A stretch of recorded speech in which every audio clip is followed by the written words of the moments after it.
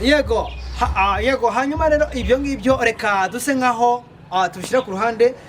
buretse kunywa ku mazi y'inyange uri kuyamamariza uri kwamamaza inyange cyane uri kwamamaza inyange cyane batarakwishyura hanyuma rero reka tujye mu bibazo bisanzwe hanyuma hari ikintu cyakomeje kuba cyagarukwaho ahangaha Bruce Melody na The Ben kuba bari muri combat cyangwa se uyu munsi bari gukoragaza partnership ni iki bijya Rwanda ni ikihe kintu bijya guhindura muri industry ya music ni ikihe nihe shusho biri kugaragaza bitwakomeza gutya iyi shusho bishobora kugaragaza reka komeza nkubariza n'ikibazo cya kabiri tuza no guhita tugaruka impamvu ubundi gukora iki The Ben buri gitaramo cyose ari gumya kugaragaza yuko umugabo ari kurira cyane kandi ntabwo abantu babyishimiye n'ibintu biri guteza n'ibintu byafungishije umwe mu banyamakuru mu gihugu cy'u Rwanda bivugira byanyu mu gukubita tunasoza The Ben kurira byo ni ibintu bisanzwe ni ibintu bisanzwe kurira kwa The Ben ahubwo atarize nicyo cyaba niyo yaba ari inkuru ahubwo abantu bazibaza ni gute Pamela ashobora kuzahoza umwana na se ariko kutarira kwe byaba ari icyo kibazo niyo yaba ari inkuru ariko kuba yarize byo ni byiza kandi burya iyo umuntu afite amarangamutima bitewe n'ubuzima bayemo The Ben nuko bameze ngiye bitewe n'ubuzima bwanjye ntago narira ugire musoza ntago narira ariko kuba yarize byo ni ibintu bisanzwe kuri we n'imbarira ndubatse no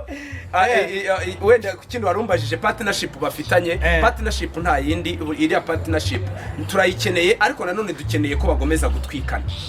ntago dukeneye rwose ko bashyigikirana ni nko kubona Apple na Rayon Sports zaze imwe yashyigikiye indi ntago tubikeneye rwose ni Tiger zacu ni Ntare na Tiger. Okay, producer hari abari kuvuga ngo The Ben cyangwa se umubyeyi wa The Ben ashobora kuba ari umuntu ukurikira entertainment. The Ben babugiye ari umuntu basereza kese cyane ngo nago yerekana inda yiwe nerekana y'umubyeyi sibyo ariko The Ben mu rwego rwo ngo yihumure ku bafana cyangwa abereke ibyo yanyo baravuga ngo nagabyara yakoze indirimbo afata umugore amwerekana afite inda anasaba amawenda imbabazi ese nibyo uko The Ben agira influence cyangwa se audience niyo isa nkaho imupusha kugira ngo agaragaze n'ibyo buriya impamvu navuga ko ari iby'iyinkwe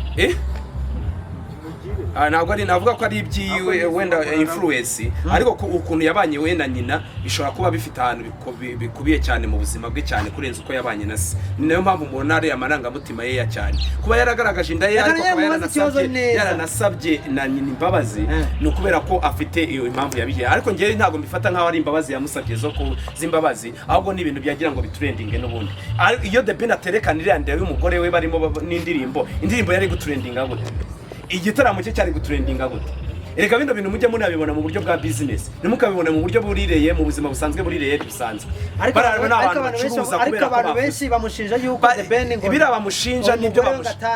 The Ben ngatabyaraga buriya impamvu The Ben ashobora kuvuga ngo n'ubu ntago agaragaza ko ari ibyanyabyo oya kuba n'inda ye igaragara ntago bivuze ko The Ben abyara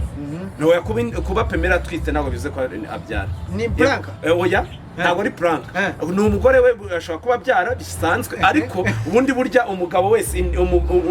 umwana uvukiye mu rugo aba ari uw'umugabo ibindi no comment. Thank you so much brother reka tubashimire cyane bakora iki kiganiro cyagaruka ubutaha tubabwira kuri analysis zindi zitandukanye. Salam